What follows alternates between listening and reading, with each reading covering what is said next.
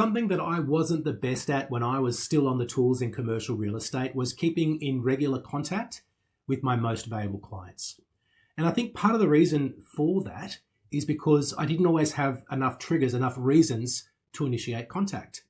Well, today I want to unpack a proposed change in taxation laws that will no doubt affect some of your clients. We're going to explain what the changes are, why they matter, and how this opens up the opportunity to initiate a conversation with your best existing clients and also with your prospects that presents them with relevant, timely value.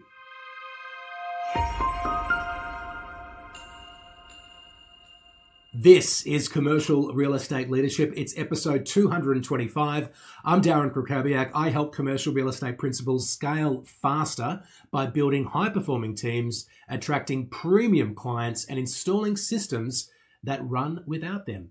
If you're listening to us on Apple Podcasts or Spotify, hello, thank you for being there. I really do appreciate it. And one little favor you can do us is just make sure you're following the show on those platforms.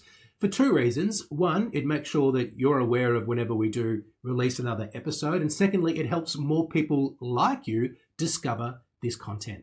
Now, today's show is a little bit different because I'm going to be talking about a proposed change to government policy, which is not something that I typically talk about. And I do want to give the prerequisite kind of disclaimer that this is not taxation or investment advice, and you should speak to an accountant or a solicitor, and you should be giving your clients that same disclaimer as well when you're talking about these changes to Australia's superannuation laws. Now, if you are not in Australia, superannuation is kind of like what the US calls a 401k. It's people's retirement funds. And there are some changes that have been around for a while that is on the government's legislative agenda. They've previously proposed this and it didn't get through the upper house. They shelved the plans. They didn't completely abandon them. It was referenced during the election campaign, but it wasn't particularly high profile. But there's a little bit of noise going around about it now because there are some controversial aspects to these changes. So let's just talk about what the change is. What the government is proposing to do is to reduce the tax concessions that are available to individuals whose total superannuation balances exceed $3 million. So if you're an individual with a balance above that threshold, you're going to be subject to an additional tax of 15% on the earnings on any balance that exceeds the $3 million threshold. So if you're not aware, currently there's a concessional tax rate for earnings within a super fund of 15% rather than whatever the applicable marginal tax rate for an individual might be. And the government's saying that rather than giving a concessional tax rate for an entire super balance uncapped, that the 15% is going to be capped for the first $3 million. And after that, you're going to be paying a 30% tax rate, which is still a concessional rate. Now, there are two main controversies about this proposed change. The first controversy is that it taxes unrealized gains. The second controversy, which is less of a controversy in my opinion, is that the threshold is not indexed. So let's just talk about what this means. The taxing of unrealized gains is a little bit unusual because this means that people will be taxed for on-paper profits. So let me give you an example. Let's say you've got a client who has a $10 million property inside their super fund, and that's the entirety of their super. And in 1 year, that property goes up in value by 5%. So it's now valued at $10.5 million, which will show them having made $500,000 on paper. Now, if they don't sell it, it's an unrealized gain. Now, under the government's proposed changes, they'll need to pay tax on that increase in value, but only on the proportion of the earnings for the balance above $3 million. So this little technicality caught me up when I was trying to understand these rules. They are subject to taxation on the 7.5 million divided by 10.5, which is 71%. So 71% times the total increase in the value of the property, which was $500,000, and then times that by 30%, which means that the total tax bill is $106,500. So I thought originally it was the total $150,000. It was 30% of the total increase, but it's 30% of the increase proportional to what that increase represents above $3 million and the total amount in the super fund, right? A little bit technical, and that's another criticism of this, that it's a little bit technical and confusing. But, previously that wouldn't be a taxable event because if you don't sell the property, you haven't realised any gain.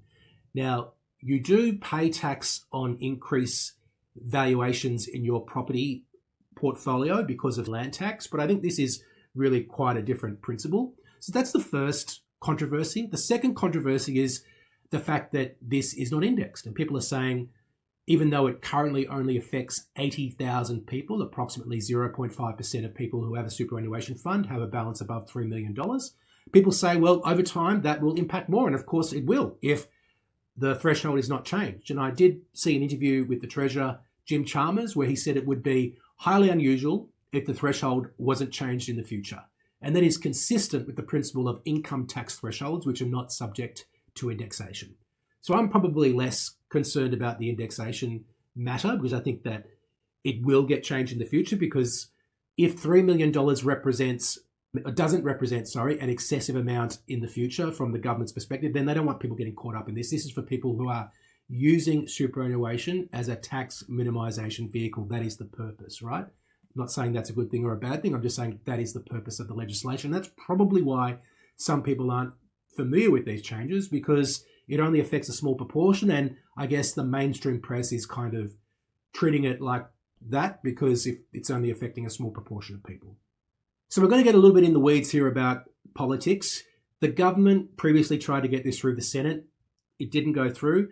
They've kept the policy. They argued for it at the election. They've won the election. Now they need to negotiate with either the coalition, the Liberal Party and the National Party, or with the Greens in the upper house to steer this legislation through. Now, I saw an interview with someone from the front bench of the Liberal Party basically saying, we don't have an issue with people paying a little bit more tax for balances above $3 million. What they do have an issue with is the indexation and the taxing of unrealised gains. On the other hand, the Greens have also stated what their position is, and they're okay with people being taxed on unrealised gains, but they're proposing that the increased tax rate apply for balances over $2 million rather than $3 million, but they're also saying that the threshold should be indexed. Now, people who are against this are against the changes because people who have made decisions to put certain assets into superannuation have done so under the rules, right? They're just following the rules, and now the government's shifting the goalposts. Proponents of the changes say that people with extraordinary large super balances are using the vehicle for tax minimisation rather than to fund their retirement. Now, my view is that this is going to happen, and I think the government will likely get its way. So the question then becomes, what can people with large property holdings in their super funds do to minimise their tax or to avoid paying this tax? And that's probably the type of question that you're going to get from your clients that have more than $3 million in their super fund with property in there. Well, they could look to move, and again, this is not advice. Go out there and get your own advice and make sure your clients do as well. But if you're caught up in this new tax, you could look to move assets out of the super fund and into other vehicles. That would mean that you wouldn't be able to access that concessional rate, but you wouldn't get caught up in paying for unrealised gains. Now, there might be a stamp duty expense that would be incurred if you transfer a property from one entity to another, but that might be preferable to an ongoing expense of paying tax on an unrealised gain. Again, you'd need to speak to an accountant to run the numbers. There are other vehicles out there like trusts that do offer some tax benefits. So that's the crux of what's going on here. So if you weren't aware of it, now you are, and you can hopefully speak about it with some knowledge if a client asks you about it. In terms of what to do, I'd be, first of all, being proactive with your clients that do have property inside super funds and just let them know about these changes and you're across it, because I've seen some misinformation and also people misunderstanding what these changes are. So you can be, I guess, someone who can provide the facts. You might even want to share a fact sheet. One of my clients shared a fact sheet from Treasury, which really explains the changes, including that proportional amount, which is subject to taxation, which I didn't understand until I read the fact sheet. And just offer to discuss with your clients their options and remind them, though, that nothing has been finalised. So it's probably not a good idea to start changing your personal affairs before we actually know what the legislation is. Now, one other impact of this legislation to be across from a property services perspective is that there's probably going to be more of a need for property valuations in the future, because anyone that has a property that's valued at more than $3 million in their super fund is now going to need to have that property valued at the start and the end of the year to determine what their unrealized gain is. The other thing to be aware of course, is that as time goes by, more of your clients will get caught up in this, because at the moment they're not indexing the thresholds, even though I mentioned that sooner or later they'll shift the threshold. But so I guess make sure that your clients that aren't caught up in it also are starting to think about if and when they are caught up in it, what are they going to do about that? And I guess my other bit of advice is to make sure that you are a source of reliable and factual information when you're providing an update to your clients about this potential change. So that is our episode for today. A bit of a different one. I don't usually talk about government policy and taxation, but I did think it was important to talk about because a number of my clients are caught up in this.